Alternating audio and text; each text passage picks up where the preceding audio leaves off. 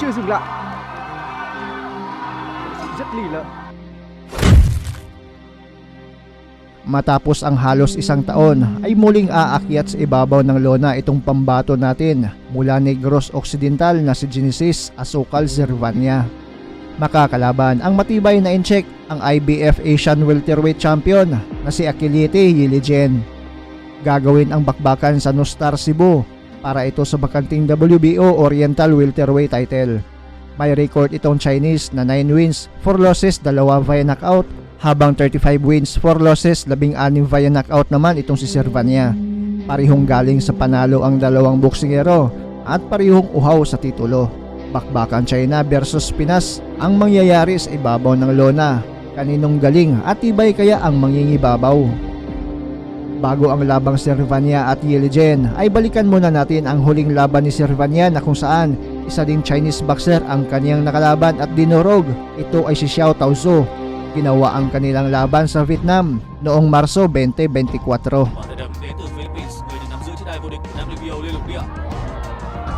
Rất nặng tới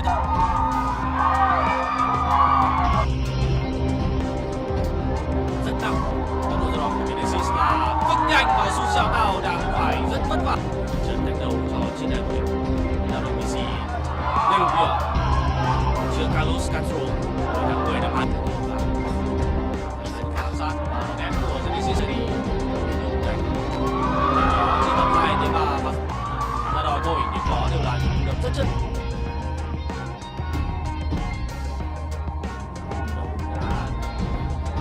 Cao ngay những giây đầu tiên và hiệp hai này tấn công của Genesis vẫn đang được duy trì.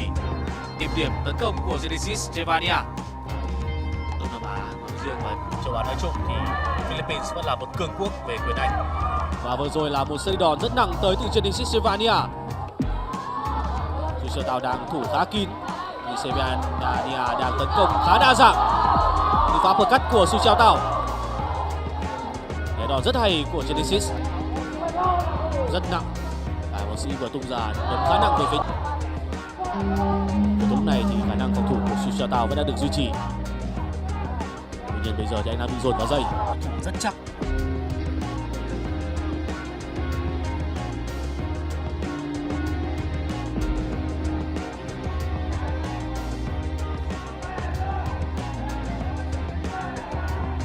Trước khi tới với Việt Nam thì Genesis Zervania đã có quãng thời gian Tuấn Thảo nói rằng anh thực sự đã được diện kiến đẳng cấp đích thực của một võ sĩ hàng đầu thế giới ở hạng cân của mình.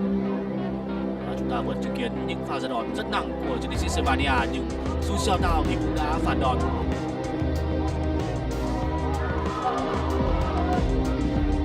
Võ sĩ ấn định trả miếng liên tục. Genesis chủ động mình. Móc phải chính xác của Su Xiao Tao. Giờ đi ba bật bắp tới từ Genesis. Rất hay. Khả năng tốc độ ra đòn của Genesis thì là một vấn đề khá nan giải. Thẳng tay sau chính xác và phản đòn cũng không hề tồi của Su Xiao Tao.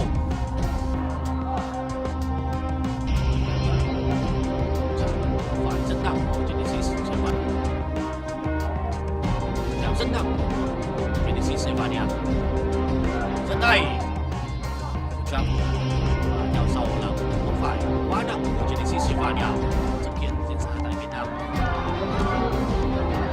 Phản đòn rất hay của Su Xiao Tao với sự nguy hiểm của mình với những pha phản đòn. Anh vẫn thủ rất chắc vào lúc này và hai với nhau khá nhiều, và thậm chí trong một buổi tập thì Genesis còn lỡ tay làm vỡ mũi của Trần Văn Thắng.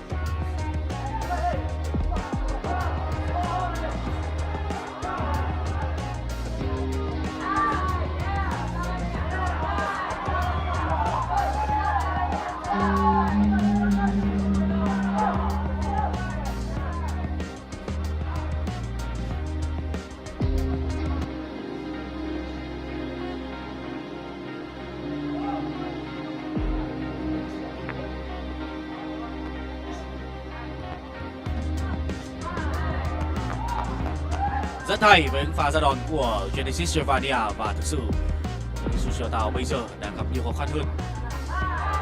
Thể lực của Su Xiaotao có phần đang bị suy giảm khi anh phải nhận quá nhiều đòn đánh chính xác của Genesis Gervania và một trong số đó là cú móc phải vừa rồi rất nặng.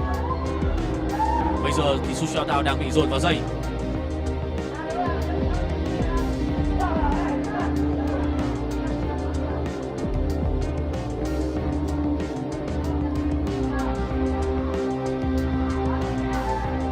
Lực đánh của Su Xiaotao đã suy giảm rất đáng kể và võ sĩ này đang gặp nguy hiểm. Còn hơn 20 giây nữa cơ. Có đủ thời gian run của The Grand Hotel Street chúng ta có thể bóng trái chính xác của Genesis và nó là một cú drop. Trao đổi đòn đánh chậm lại của cả Genesis và Su Xiaotao.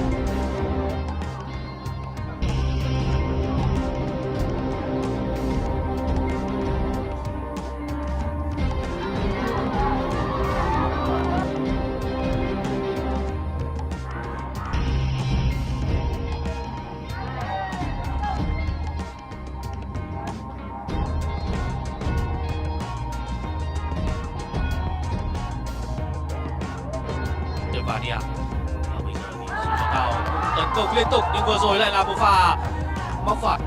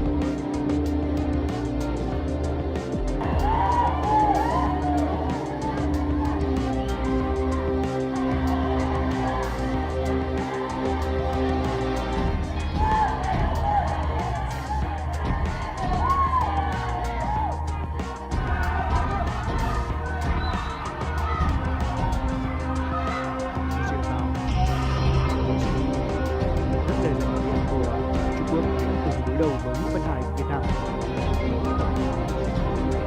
Cùng bài hát là tài năng rất tốt đến từ Su Xiaotao.